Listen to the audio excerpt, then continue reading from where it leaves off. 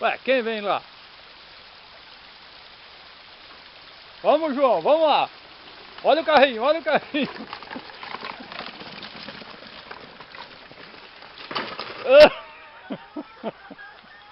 O que aconteceu aí? Caiu, né? Vai, a roda. Aonde foi parar a roda? Foi pra lá. Tá, mas primeiro teste deu nisso aí? Vamos. Ah, mas tem que chamar um mecânico aí. Vamos chamar um mecânico aí. Acha uma solução aí, mecânico. O que aconteceu aí? Quebrar. Explica o que aconteceu aí. Aqui, ó, a madeira fez peso ali e quebrou. Hã? Aqui, ó. Toma. Mas durou pouco, né? Esse eixo. Nossa, Cristo, como corroeu, né?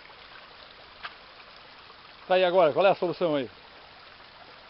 Vai ter que fazer outro eixo. Então vamos ter que levar de volta pra oficina. Não sei como. Não, tem que chamar o guincho agora.